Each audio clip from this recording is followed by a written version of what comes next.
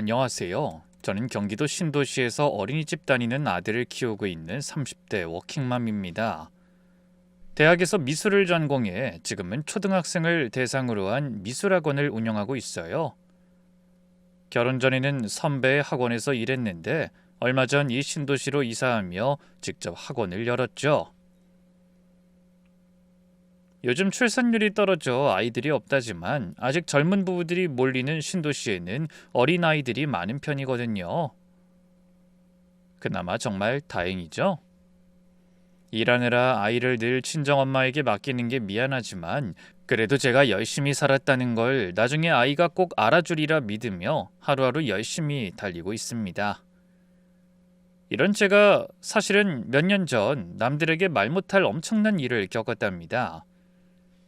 이 사람이 살다 보면 드라마보다 더 기막히고 영화보다 더 놀라운 일이 벌어지기도 하더라고요. 오늘 저는 여러분께 바로 그때의 이야기를 들려드리고 싶어 이 사연을 보내게 됐어요. 아마 평소에는 상상도 하지 못했던 이야기를 만나게 되실 테니 마음의 준비 단단히 하고 들어주시길 부탁드립니다. 저는 남들보다 결혼이 좀 늦은 편이었어요. 30 넘어서까지 연애다운 연애를 못했거든요. 주변에서 소개팅도 많이 주선해줬는데 만나면 한두 번 밥 먹고 흐지부지 되는 게 전부였어요. 그런 저를 보며 친정엄마가 은근히 조급해하셨죠. 은하야, 너 사람 없으면 엄마가 결혼정보 업체라도 등록해야지. 안 되겠다.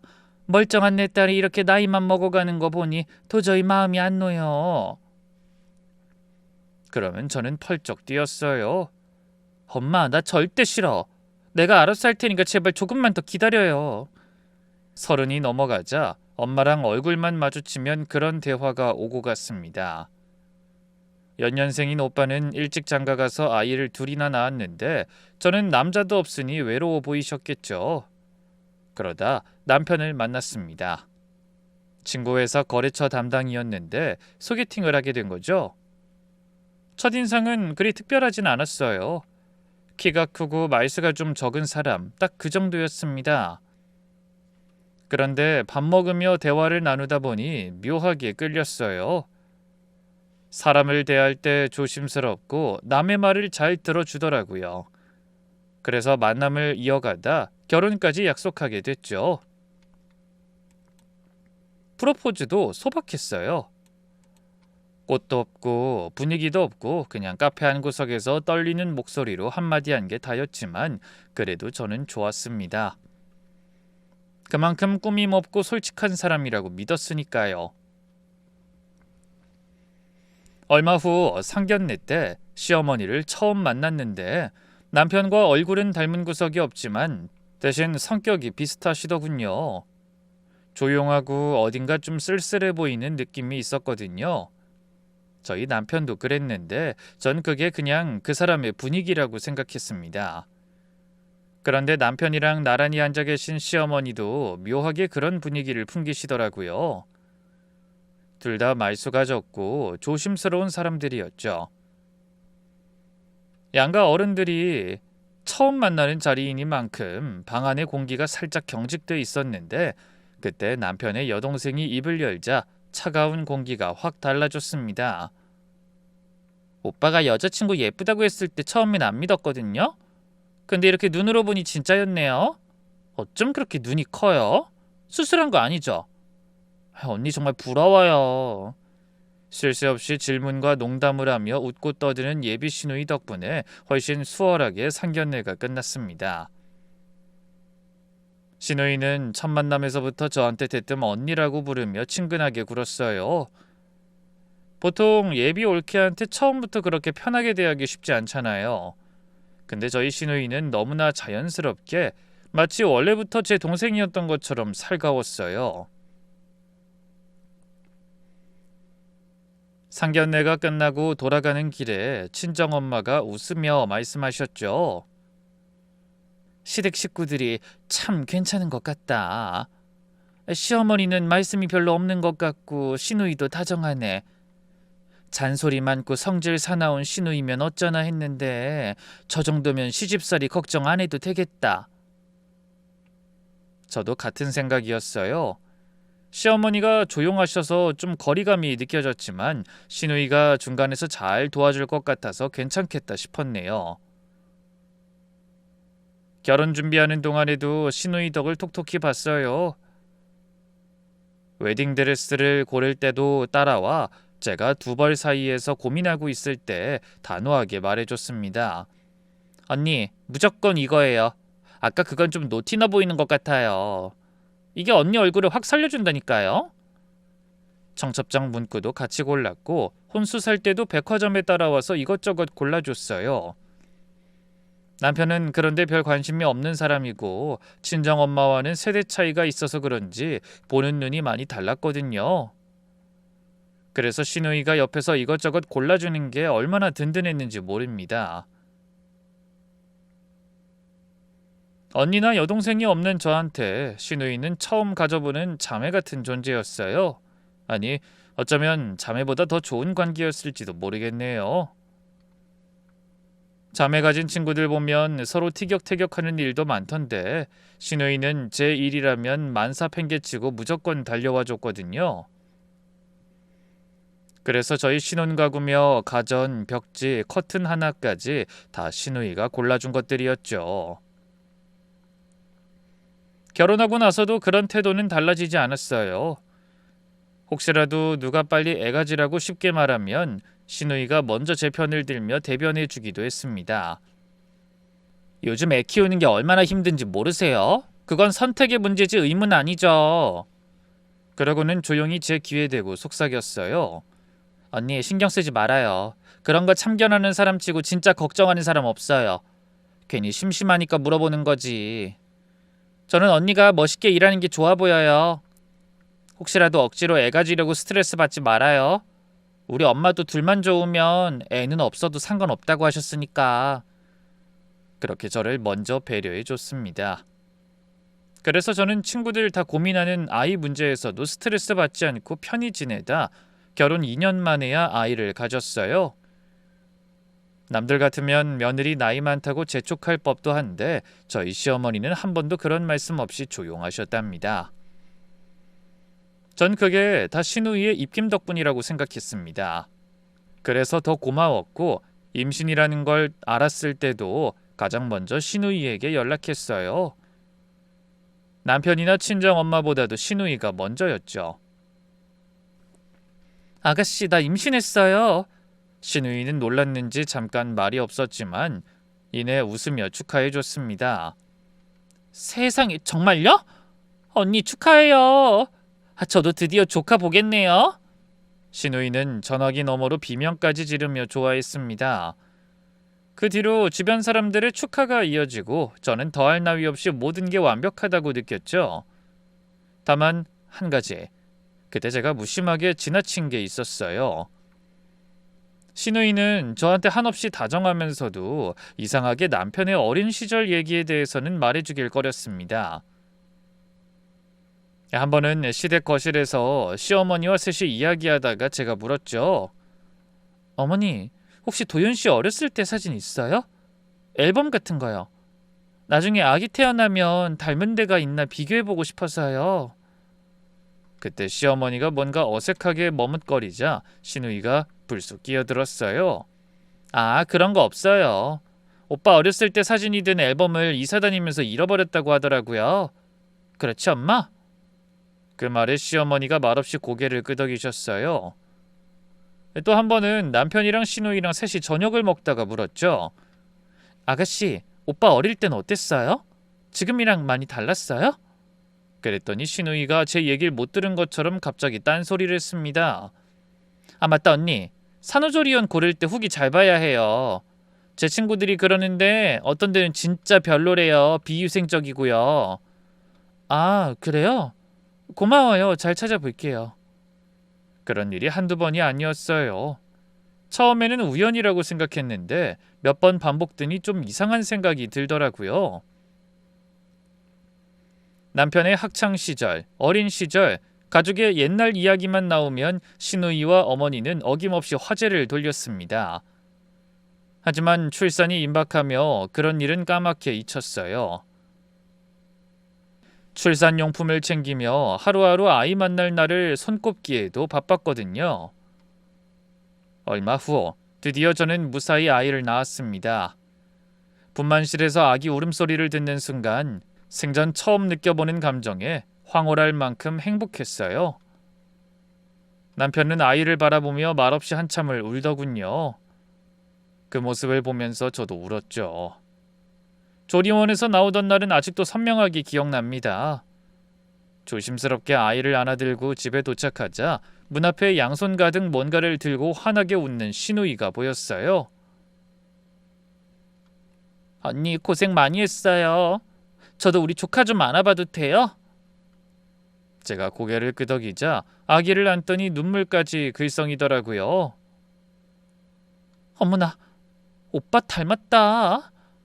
눈이랑 입이 아주 판박이네. 시어머니도 옆에서 흐뭇해하셨고 남편은 뭐가 그렇게 쑥스러운지 말없이 집만 나르고 있었어요. 그 순간 저는 다시 한번 따뜻한 가정에 시집와서 정말 다행이라고 생각했습니다. 결혼 3년이 되도록 큰 갈등 없이 잘 지내온 게 너무나 감사했거든요. 그때 시누이가 식탁 위에 쇼핑백을 올려놓으며 제 귓가에 대고 조그맣게 속삭였어요. 언니, 이거 제가 정말 어렵게 구한 거예요. 산후 회복에 진짜 좋은 영양제인데 약국에서도 잘 안 파는 거 특별히 부탁해서 받았어요. 그래서 쇼핑백을 열었더니 꽤 큰 유리병 안에 캡슐형 영양제가 가득 들어 있었습니다. 라벨도 전부 영어로 적혀 있고 뭔가 고급스러워 보였죠. 저는 솔직히 영양제 같은 건 잘 모르는데 시누이가 약사니까 믿고 먹을 수 있을 것 같아 좋았어요. 전문가가 직접 골라온 거니까요. 아가씨 정말 고마워요. 이런 것까지 안 챙겨와도 되는데. 에이, 그게 무슨 소리예요. 엄마가 건강해야 우리 조카도 건강하고 안전하게 잘 자라죠. 조카 잘 키워달라고 주는 뇌물이에요. 그 말에 둘이 함께 키득거리며 웃었습니다. 그러다 갑자기 시누이가 진지한 얼굴로 말했어요. 어머, 내 정신 좀 봐. 주의사항 알려드린다는 게... 언니, 이거 한 가지는 꼭 지켜주셔야 해요. 이 영양제는 특별히 여자한테 좋은 거니까 언니 혼자 먹어요. 오빠한테는 절대 주지 마세요. 남자가 먹으면 오히려 호르몬 균형이 깨져서 안 좋을 수 있거든요. 저는 의아한 마음이 들었지만 약사가 하는 말이니까 망설임 없이 고개를 끄덕이며 대답했죠. 알았어요. 오빠는 못 먹게 하고 나 혼자 먹을게요. 제 말에 시누이가 만족스러운 미소를 짓더니 확인하듯 한 번 더 말했습니다. 진짜죠? 오빠가 달라고 해도 절대로 주면 안 돼요. 약속이에요. 이거 진짜 어렵게 구한 건데 도움도 안 되는 사람이 먹으면 아깝잖아요. 그러더니 시누이가 새끼손가락까지 내밀었습니다. 저는 웃으며 손가락을 걸었죠. 그 약속이 어떤 뜻을 품고 있는지는 전혀 모른 채로 말이죠. 그리고 저는 그 영양제가 담긴 병을 주방 싱크대 서랍에 소중하게 넣어뒀어요. 헌데 그 뒤로 아이 키우며 정신없이 지내느라 약에 대해서 완전히 까먹고 말았답니다. 그러던 어느 날 친정엄마가 아이 보러 집에 오셨다가 여기저기 청소도 해주고 주방 정리도 해주셨죠. 그때 싱크대 서랍을 열어보고 물으셨어요. 어머, 은하야, 이게 뭐니? 무슨 약병이 있는데? 저는 엄마가 꺼내놓는 약병을 보고야 선물 받은 게 생각났죠. 어머나, 그거 우리 아가씨가 일부러 힘들게 구해준 영양제인데 내가 거기 넣어두고 며칠 동안 깜빡했네. 미안해라. 얼른 먹어야지. 그러면서 병에 손을 대자 엄마가 얼른 제 손을 치우며 말씀하셨어요. 잠깐, 너 지금 수유 중이잖아. 엄마가 먹는 건 그대로 다 애한테 가는 건데 이게 어떤 성분인지는 알아? 글쎄, 전부 다 어려운 영어로 써 있어서 그냥 산후 회복에 좋은 거랬어. 그럼 함부로 먹으면 안 되지. 어떤 성분인지도 모르는데 어른한테도 좋아도 애한테는 어떨지 모르잖아. 수유할 때도 약 같은 건 조심하는 게 좋아. 에이, 엄마. 우리 아가씨가 약사인데 무슨 걱정이야. 다 알아서 줬겠지. 약사가 아니라 약사 할애비라도 실수할 수도 있고 잘 모르는 것일 수도 있지. 그럼 나중에 너희 신우이한테 한번 물어보고 먹어. 수유 중에 먹어도 되는지. 그런 말을 들으니 갑자기 저도 좀 찜찜한 기분이 들었어요. 그리고 가만히 생각해보니 신우이한테 모유 수유한다는 말도 따로 안 한 것 같았죠. 그런가? 하긴 요즘은 분유도 많이 먹이니 따로 물어봐야 했나 보다. 알았어요. 물어보고 먹을게. 그래, 잘 생각했어. 애 키울 때는 매사에 조심하고 뭐든 신중한 게 좋아. 꼭 급하게 먹어야 하는 것도 아니니 엄마 말이 맞는 것 같았어요. 그래서 꺼내놨던 영양제를 다시 서랍에 넣어 넣습니다. 그리고 아이를 키우느라 또 정신없는 며칠이 흘러갔어요. 밤중 수유에 기저귀 갈기에 정신없는 나날이었지만 그래도 행복한 고생이었죠. 남편은 야근이 잦았지만 집에 오면 잠깐이라도 아기를 안아주고 제 일을 도와주려는 사람이었어요. 저는 그 소소한 일상이 참 행복했습니다. 그렇게 며칠이 지나면서 영양제는 또 서랍 안에서 잊혀져 가고 있었죠. 신우이한테 수유 중에 먹어도 되는지 물어봐야지 하면서도 아이 키우느라 하루하루 정신이 없다 보니 자꾸 잊어버렸어요. 그러던 어느 날 문제의 사건이 터졌습니다. 그 무렵 남편이 회사에서 큰 프로젝트를 맡게 됐어요. 매일 야근하고 주말에도 출근하고 집에 오면 녹초가 되어 쓰러지듯 잠들었죠. 그러더니 눈에 띄게 안색이 안 좋아지더군요. 피곤한지 밥도 잘 안 먹고 눈도 퀭하더라고요. 저는 걱정되는 마음에 한마디 했습니다. 자기야, 잠깐만 시간 내서 병원 좀 가봐. 요즘 얼굴이 너무 안 좋아. 괜찮아. 이번에 맡은 프로젝트만 끝나면 좀 나아질 거야. 괜찮긴 뭐가 괜찮아. 잠도 잘 못 자고 밥도 제대로 못 먹으면서. 그러다 진짜 큰일 난다니까. 하지만 남편은 손을 저으며 괜찮다고만 했어요. 전 그게 답답했지만 남편을 억지로 끌고 갈 수도 없는 상황이라 영양제라도 챙겨 먹으라고 잔소리만 했죠. 그러다 하루는 아침에 일어나 주방에 나갔다가 싱크대 서랍이 열려 있는 걸 보게 됐어요. 어? 내가 이걸 언제 열어놨지? 당연히 제가 서랍을 잘못 닫은 거라고 생각했는데 서랍 안에 들어있던 영양제 병뚜껑이 어설프게 끼워져 있는 게 보이더라고요. 신우이가 준 바로 그 영양제였죠. 저는 직감적으로 남편이 영양제를 건드렸다는 생각이 들어서 물었습니다. 자기야, 혹시 서랍에 있던 영양제 먹었어? 어? 아, 그거? 내가 좀 먹었어. 유미가 갖다 준 거라며? 약사가 추천해 준 거니까 몸에 좋을 것 같아서. 자기도 나도 영양제 좀 챙겨 먹으라고 했잖아. 저는 심장이 철렁 내려앉았어요. 신우이가 절대 남편을 주지 말라고 그렇게 신신당부했는데 그걸 먹었다니 겁이 나더라고요. 어머, 나한테 물어보고 먹었어야지. 그거 남자가 먹으면 안 되는 거라고 했단 말이야. 아가씨가 절대 자기한테 주지 말라고 했는데. 하지만 남편은 별일 아니라는 듯 피식 웃으며 말했어요. 에이, 영양제인데 뭘 그래. 비싼 거면 좋은 거겠지. 며칠 먹는다고 무슨 일 나겠어? 안 돼. 그래도 약사가 안 된다고 한 건 이유가 있으니까 그런 거지. 그래도 남편은 전혀 신경 쓰지 않고 회사로 출근했습니다. 저는 걱정되는 마음에 신우이한테 전화해서 말하려다 그만뒀네요. 뭐 한 번 먹은 거니까 괜찮겠지? 괜히 얘기하면 기분 나빠할지도 몰라. 그렇게 조심하라고 신신당부했는데 하는 마음이 들더라고요. 그런데 다음 날 남편이 출근하기 전에 또 그 서랍을 열더라고요.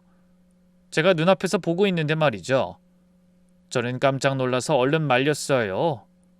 자기야, 그거 또 먹으려고? 먹지 말라니까. 딱 하나만. 나 요즘 진짜 피곤해 죽겠단 말이야. 영양제라도 먹어야 버티지. 진짜. 그럼 자기 영양제 하나 따로 사놓을게. 그건 먹지 마.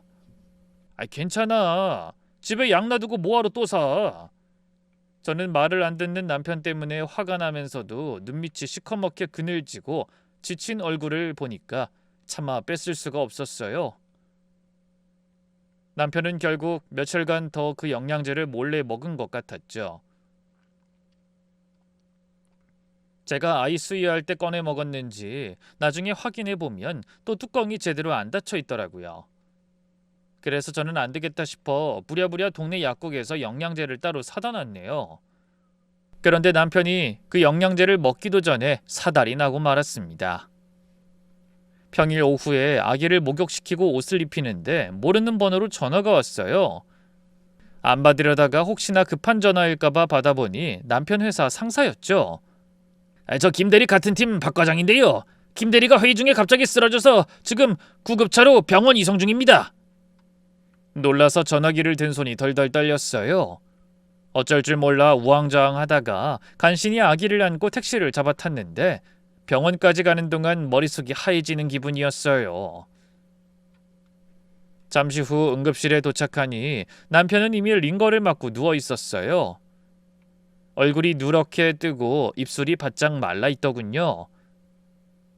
그때 의사가 나타나 심상치 않은 표정으로 이런 말을 꺼냈죠. 보호자 되시죠? 혈액검사 결과 간 수치가 위험할 정도로 올라가 있습니다. 혈액에서 특정 식물성 성분이 과량 검출됐는데 혹시 최근에 특이한 약이나 건강보조제 드신 적이 있습니까? 순간 머릿속에서 번개가 치듯 그 영양제가 떠올랐어요. 신우이가 가져온 그 캡슐. 남자는 절대 먹지 말라던 그 약을 절대로 몰래 꺼내 먹었던 게 생각났죠. 혹시 영양제를 먹고도 그럴 수 있나요? 요즘 먹은 약은 그게 다인데. 일단 추가 검사를 진행해야 하니 입원 절차 밟으시고 가능하시면 그 약 가져와 주세요. 저희가 확인해 봐야 할 것 같네요. 그래서 저는 급히 집으로 돌아가 영양제 병을 꺼내 가방에 넣고 짐을 챙겨 아이를 친정에 맡긴 뒤 다시 병원으로 향했습니다. 의료진에게 신우이가 선물해준 약을 넘기고 답이 오길 기다렸어요. 결과가 나왔을 때 의사가 심각한 얼굴로 말했죠. 이건 일반적인 건강보조제가 아닙니다. 시중에 유통되지 않는 고농축 성분이 포함되어 있어요. 간에 심각한 독성을 유발할 수 있는 물질입니다. 이런 걸 어디서 구하신 겁니까? 어찌나 놀랐는지 다리에 힘이 풀렸어요. 신우이가 준 거라고 약사인 신우이가 직접 구해서 챙겨줬다고 말했더니 의사가 고개를 갸웃거리더군요. 약사라면 이 성분이 얼마나 위험한지 당연히 잘 알고 있을 텐데요.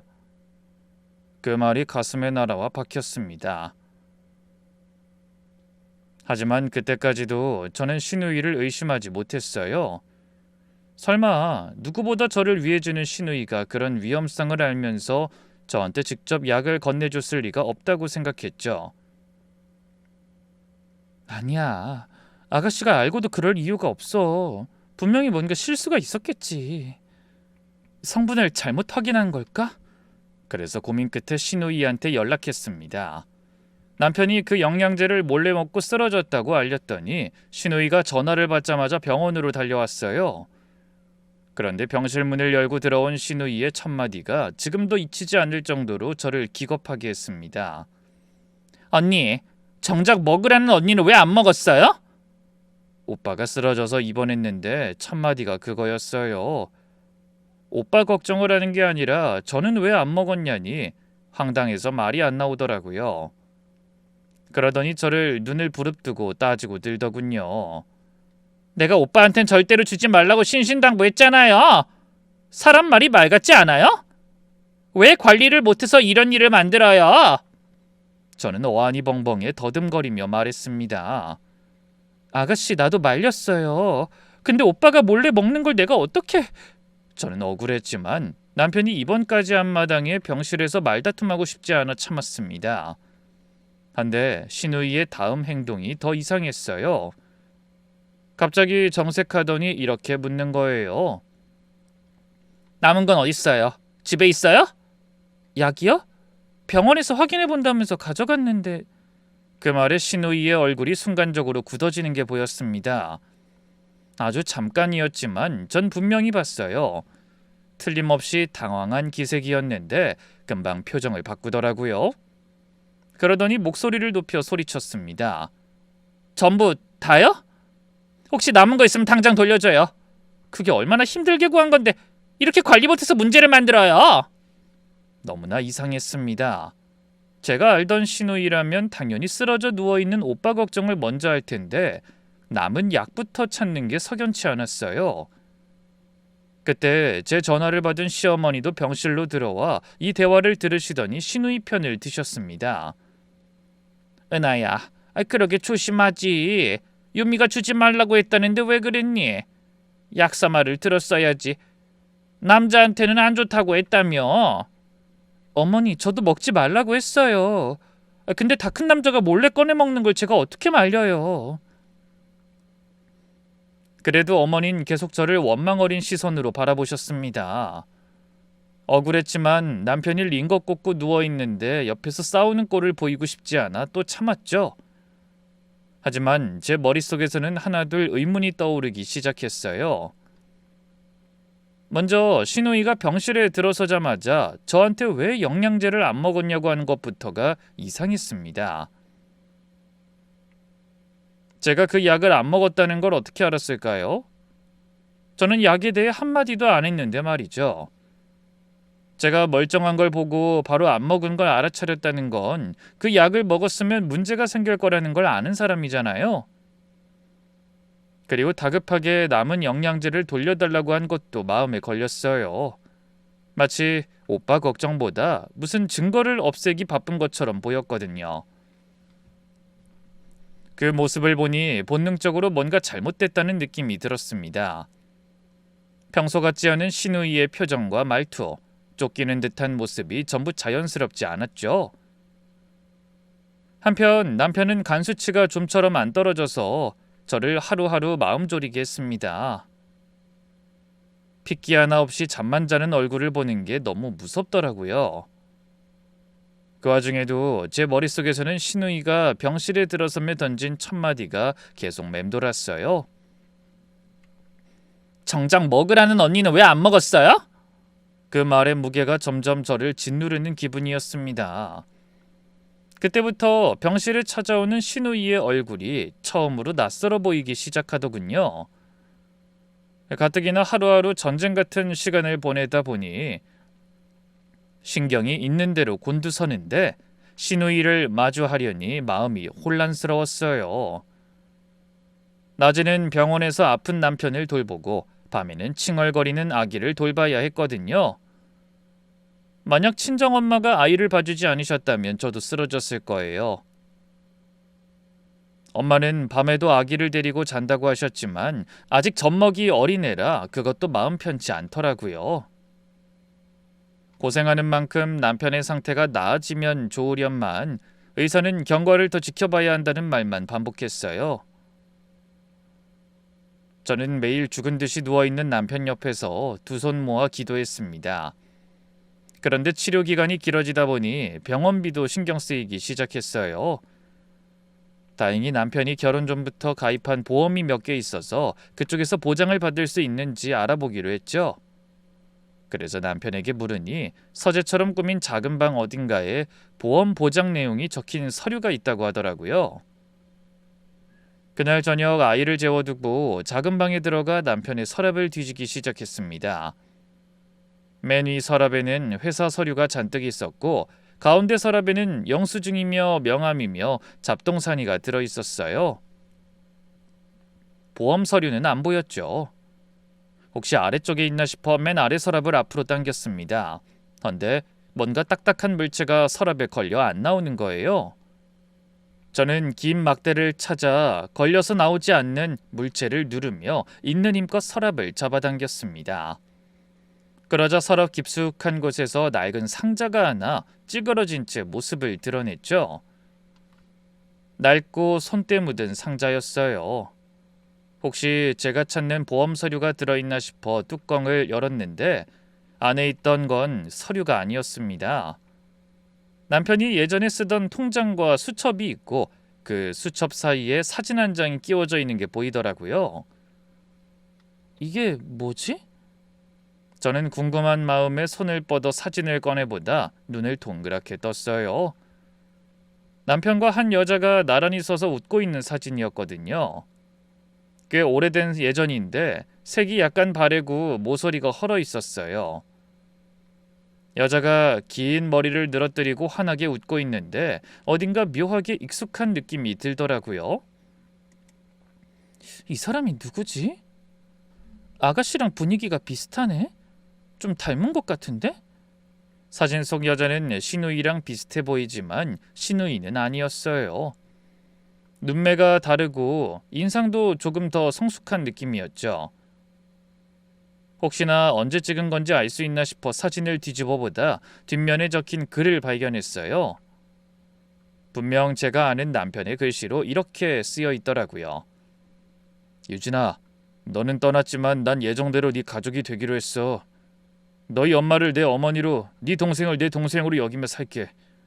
그게 내가 널 사랑하는 마지막 방법인 것 같아. 그러니까 남은 가족들 걱정하지 말고 편하게 쉬어. 저는 손을 덜덜 떨며 그 글을 한 번 읽고 두 번 읽고 세 번이나 읽었습니다. 아무리 읽어도 잘 이해가 되지 않았거든요. 이게 무슨 소리야?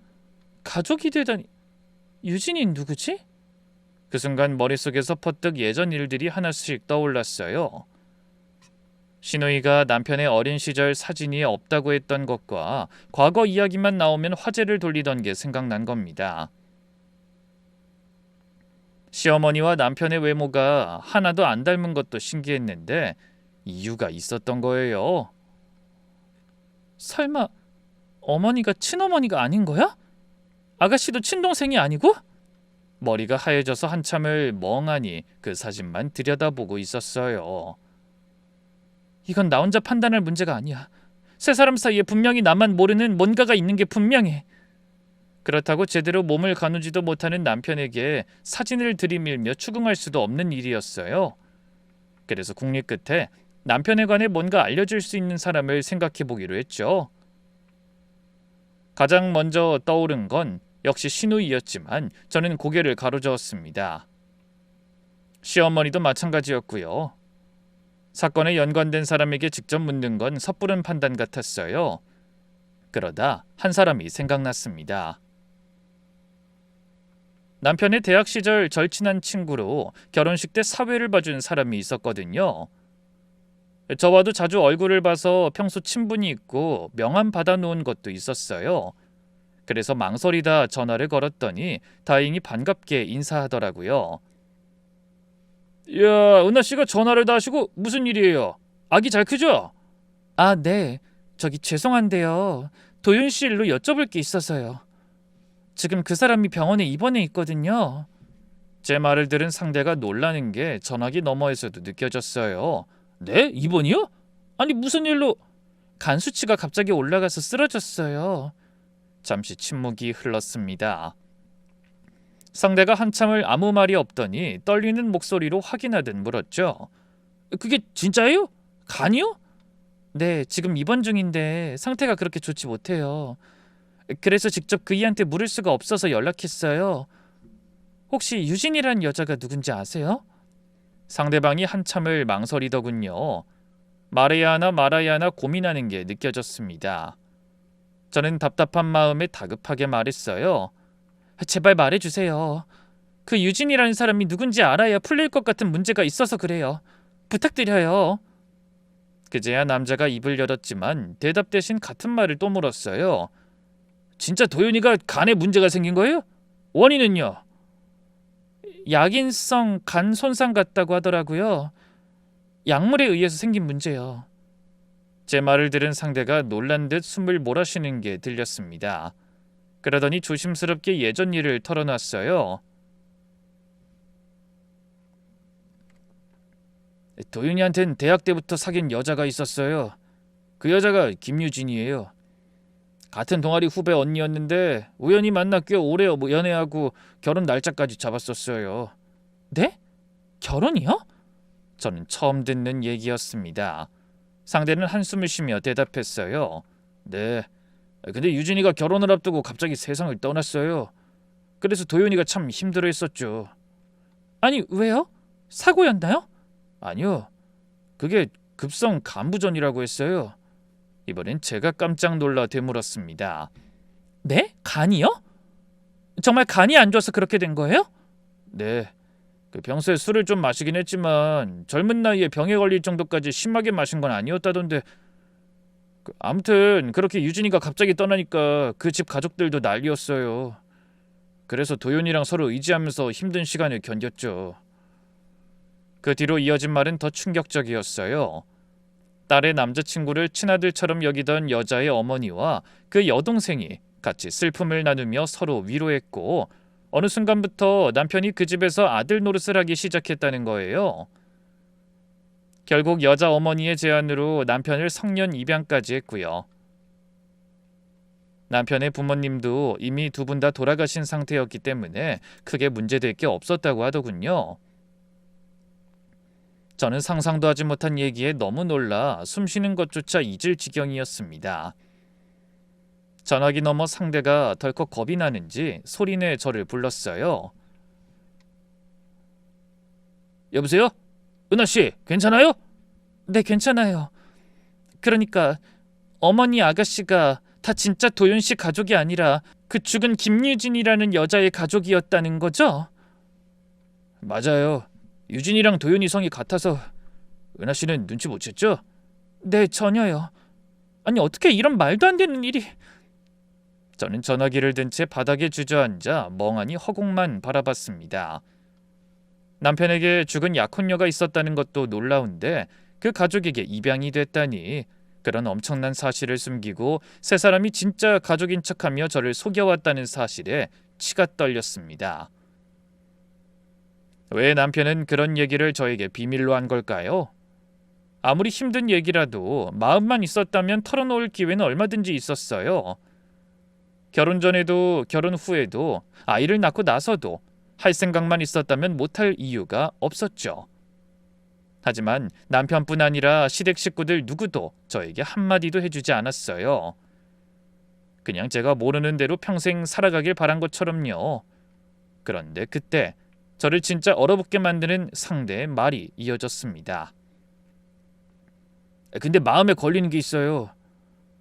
멀쩡하던 유진이가 갑자기 죽은 이유도 급성 간부전이었는데 도윤이도 간이 안 좋아서 입원했다니 괜히 기분이 이상하네요.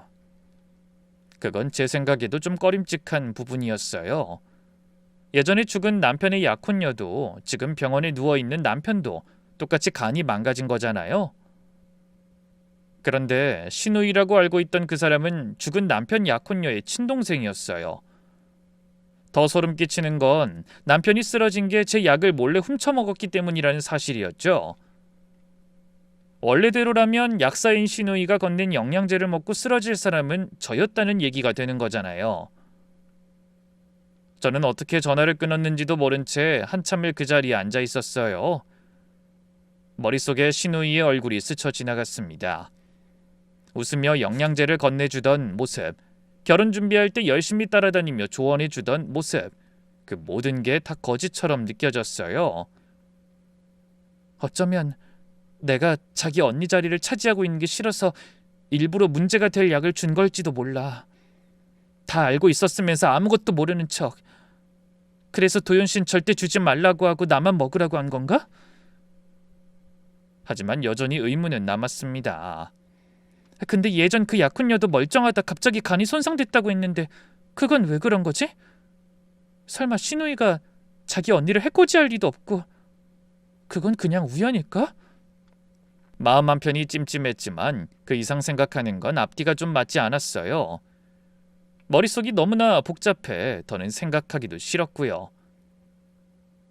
당연히 그날 밤 저는 한숨도 자지 못했습니다.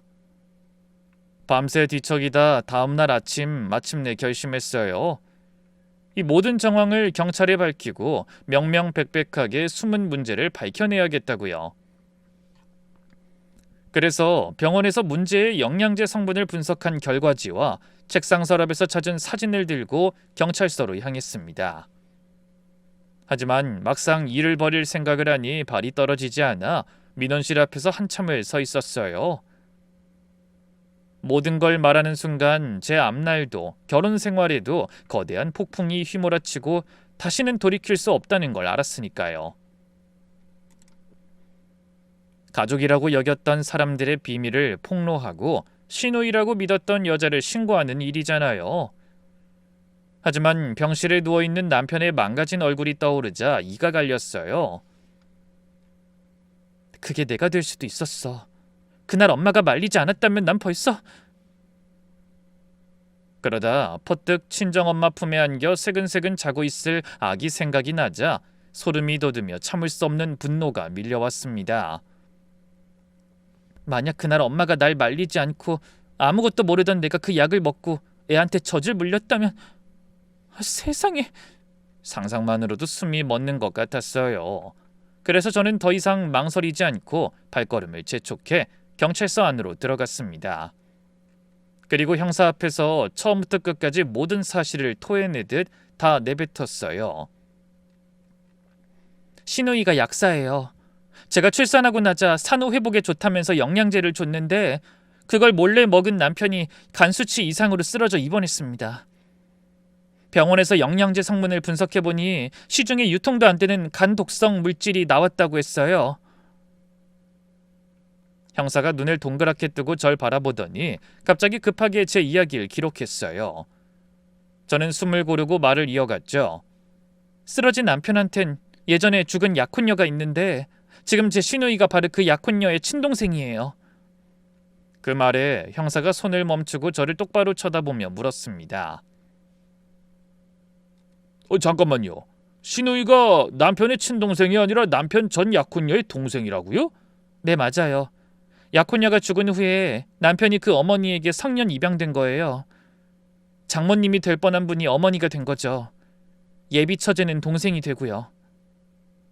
형사의 표정이 확 달라지더군요. 하긴 아무리 험한 꼴을 많이 본 형사라도 그런 얘기를 듣고 어떻게 안 놀라겠어요? 형사가 눈은 부릅뜨며 물었습니다. 그럼 그 시누이한테 신고자분은 죽은 언니의 자리를 뺏은 사람이겠군요. 제가 고개를 끄덕이자 형사가 인상을 쓰며 말했습니다. 혹시 그 영양제 남은 게 있습니까? 저희 쪽에서도 다시 한번 성분 분석 의뢰해보면 좋겠는데. 네, 병원에 넘기기 전에 몇 알 따로 빼뒀다 혹시나 싶어서 가져왔습니다.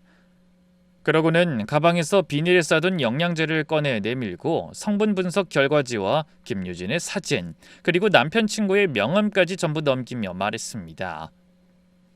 이 사진 속 여자가 남편의 전 약혼자이고 이 명함의 주인이 과거의 사건에 대해 잘 아는 사람입니다. 형사가 마지막으로 물었습니다. 신고 대상자, 그러니까 시누이 되시는 분의 약국 위치와 자택 주소 알고 계시죠? 네, 알아요. 참, 이건 우연치고는 마음에 걸려서...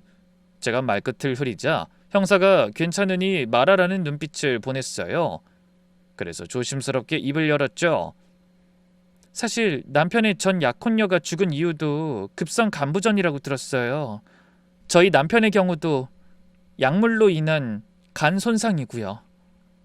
네? 알겠습니다. 그 예전 약혼녀에 대해서도 조사해 보겠습니다. 저는 고개를 끄덕이며 돌아섰어요. 그리고 경찰서를 나오려고 계단을 내려오다 다리에 힘이 풀려서 주저앉을 뻔했습니다. 해야 할 일은 했는데 마음이 편해지긴커녕 더 무거워지는 기분이었죠. 헌데 그런 일이 있고 며칠 뒤 형사한테서 전화가 왔더군요. 신고자분, 피의자 김유비 체포했습니다. 약국하고 자택 둘 다 압수수색 들어갔고요. 가능하시면 경찰서로 한번 나와 주시겠습니까? 저는 전화를 끊고 바로 경찰서로 향했습니다.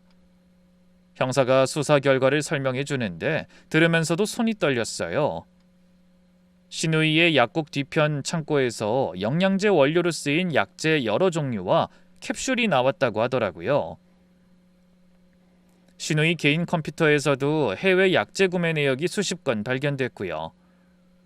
시중에 파는 완제품 영양제가 아니라 시누이가 직접 약재를 해외에서 들여와 캡슐 안에 담아 만든 가짜 영양제였던 거예요. 라벨까지 고급스럽게 디자인해서 인쇄한 흔적도 있었다고 합니다. 일반인은 엄두도 못 낼 일을 약사라는 전문 직업을 악용해 저지른 겁니다. 하지만 놀랄 일은 거기서 끝이 아니었어요. 오래전 갑작스럽게 떠난 남편의 전 약혼녀 김유진의 진료 기록을 확보해서 병원에 있는 남편의 혈액에서 검출된 성분과 대조한 결과 일치하는 부분이 많았다는 겁니다. 결혼을 앞둔 한 여자가 죽은 사유와 저를 노린 범행에 이용된 수법이 일치한다는 거죠. 하지만 저는 여전히 이해할 수가 없었어요. 저는 그렇다 치고 김유미가 왜 자기 언니까지 궁지로 몰았는지는 납득되지 않았거든요. 그때 형사가 저를 향해 뜻밖의 말을 꺼냈습니다. 김유미가 신고자분을 만나고 싶어 합니다. 어떻게 하시겠습니까? 네? 저를요? 선뜻 대답이 나오지 않았어요. 분명 저를 향해 고래고래 원망의 말을 쏟아낼 게 뻔했으니까요. 하지만 한편으로는 저를 노린 이유를 직접 듣고 싶었어요. 왜 그토록 잘해주다가 한순간에 돌아선 건지, 처음에 저한테 잘해줄 땐 도대체 무슨 생각이었는지. 그래서 결국 고개를 끄덕였습니다. 그리고 형사의 안내를 받아 취조실 문을 열고 들어가자 신우이가 헝클어진 모습으로 의자에 앉아 있었어요. 며칠 사이에 사람이 완전히 달라져 있더군요. 화장기 없는 얼굴은 푸석하고 눈도 퉁퉁 부어 있었어요. 그런 몰골로 앞에 앉은 형사를 향해 뭐라고 얘기하다 절 보더니 갑자기 자리에서 벌떡 일어나 울기 시작했습니다. 언니 내 말 좀 들어주세요. 나 억울해요. 언니가 뭘 오해하고 이러는진 모르겠는데. 억울하긴 뭐가 억울해요. 나 혼자 먹으라고 준 약을 먹고 사람이 쓰러졌는데. 그러자 상대가 주춤하더니 다시 바짝 고개를 내밀며 매달렸어요.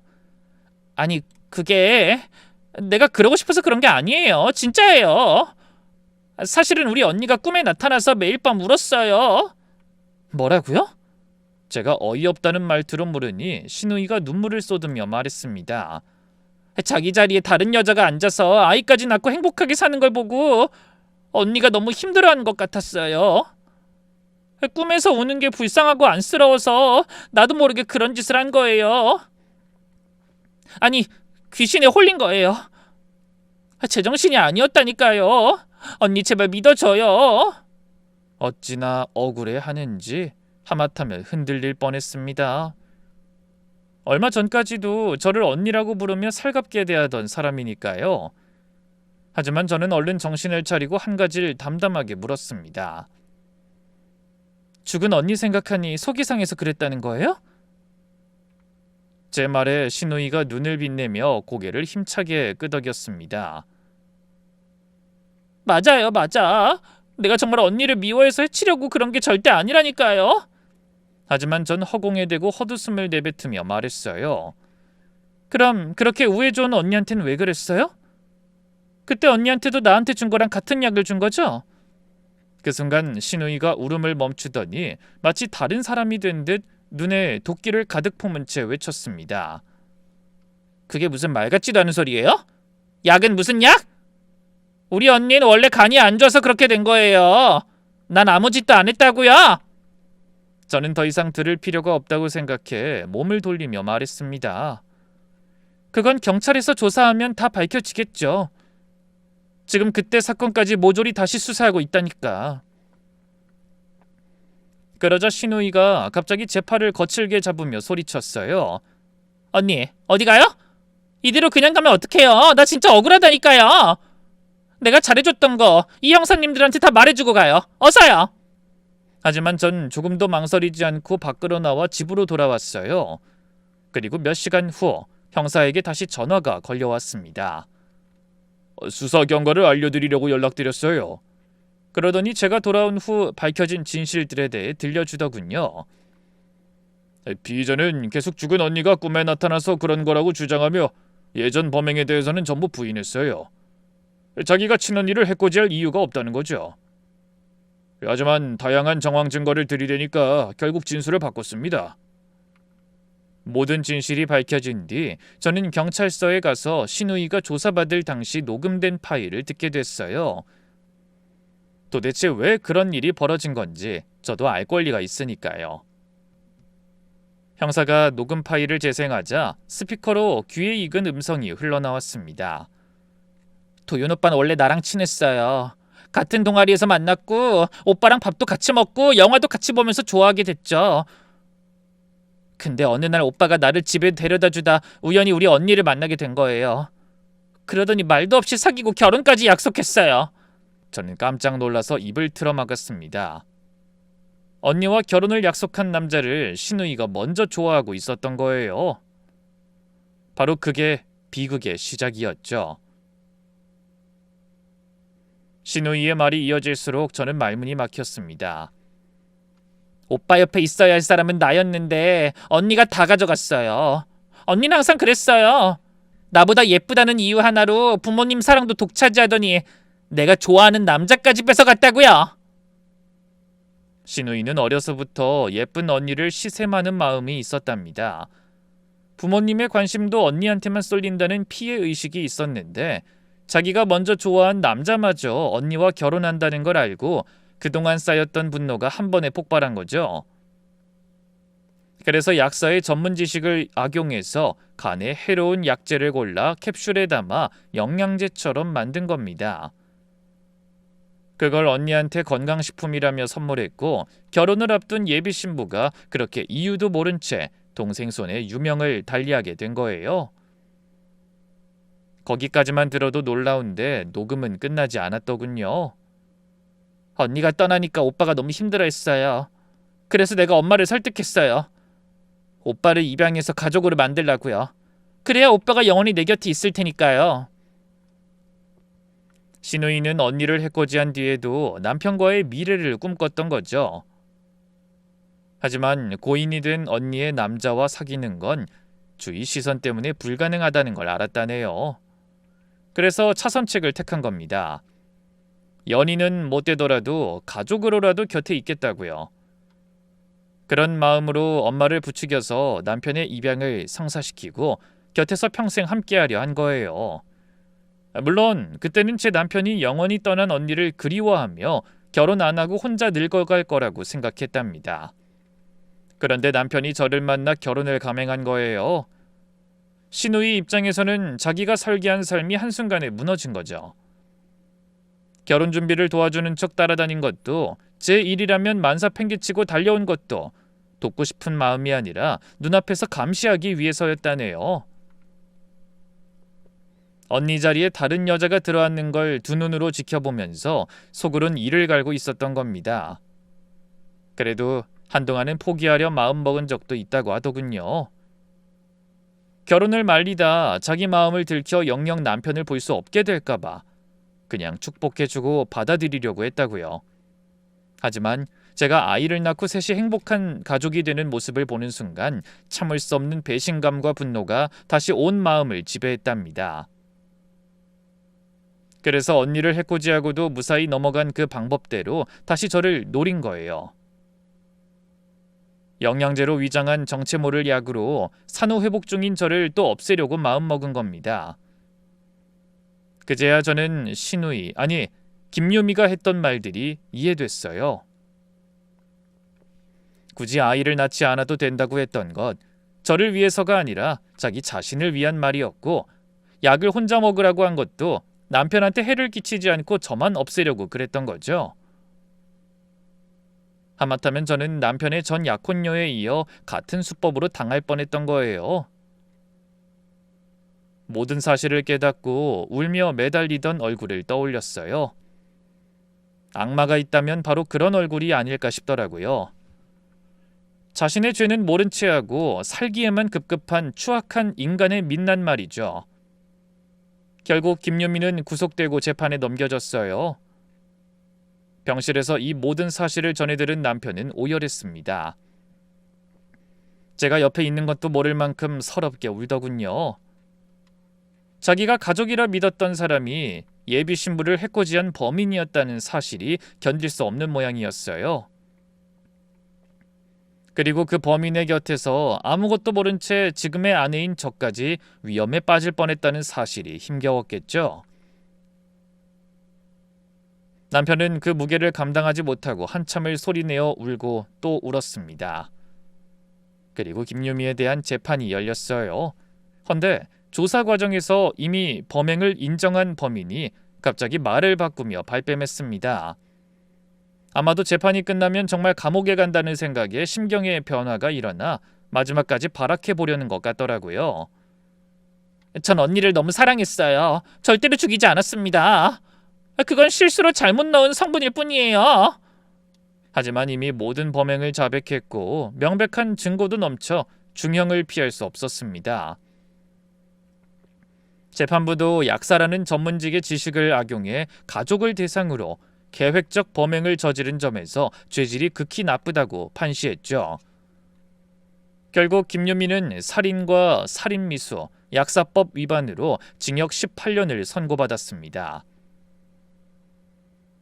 판결이 내려지는 순간 방청석에서 비명이 터져 나왔어요. 바로 피해자이자 가해자의 어머니가 쓰러지신 겁니다. 어쩌면 당연한 반응이었을지도 모릅니다. 두 딸 자식 중 한 명은 피해자고 한 명은 가해자인 기막힌 상황에 어떻게 제정신일 수가 있었겠어요? 오랜 세월 병으로 떠난 큰딸을 가슴에 묻고 살았는데 그게 병이 아니었다는 것만도 놀라우셨겠죠. 헌데 모든 게 둘째 딸의 소행이었다니 얼마나 억장이 무너질지 저는 감히 상상도 하기 힘들었습니다. 자신이 낳은 두 딸을 동시에 잃은 거나 다름없는 심정이 오죽했겠어요? 한 명은 땅에 묻고 한 명은 감옥에 보내고 비극도 그런 비극이 없었습니다. 결국 그분은 남편의 병원에 찾아와 눈물을 흘리며 이렇게 말씀하셨어요. 도윤아, 난 너한테 좋은 엄마가 되려고 했는데 결국 내 친딸도 못 지키고 네가 일군 가정까지 위험에 빠뜨릴 뻔했구나. 미안하다. 넌 이제 우리와의 인연을 끊고 네 인생 살아라. 그렇게 남편은 파양 절차를 밟게 됐어요. 그리고 저한테 모든 것을 고백하며 무릎을 꿇고 용서를 빌었습니다. 저는 한참을 침묵하다 겨우 입을 열었어요. 당신이 가족에 대해 왜 말 못했는진 이해해. 내가 알아서 유쾌한 관계는 아닌 게 분명하니까. 하지만 나한테 그런 엄청난 사실을 숨긴 건 용서하기 힘들 것 같아. 그렇게 큰 비밀도 숨긴 사람이 작은 비밀은 못 숨기겠어? 난 이제 평생 당신을 못 믿을 것 같고 믿음이 없는 관계엔 미래가 없는 거야. 남편이 말없이 고개를 떨구는 모습을 보며 저는 말을 덧붙였어요. 그래도 아이한텐 아빠가 필요하니까 부모로서 할 도리는 하고 만나고 싶을 때 만나는 건 막지 않을게. 결국 그렇게 저희는 갈라섰습니다. 그리고 벌써 2년이라는 시간이 흘렀죠. 저는 아직도 잠든 아이를 바라보며 중얼거립니다. 그래, 모든 일엔 다 이유가 있겠지. 내가 그런 고통을 겪은 것도 다 이 아이를 만나기 위한 과정이었다고 생각하자. 그렇게 저 자신을 달래며 잠든 아이의 손을 꼭 잡습니다. 그리고 또 이런 생각도 해봐요. 만약 그때 친엄마가 약 먹으려는 저를 말리지 않으셨다면 대체 어떤 일이 벌어졌을까요? 상상만 해도 손이 떨릴 만큼 끔찍한 일입니다. 사람 목숨이 정말 한 끗 차이로 왔다 갔다 하더라고요.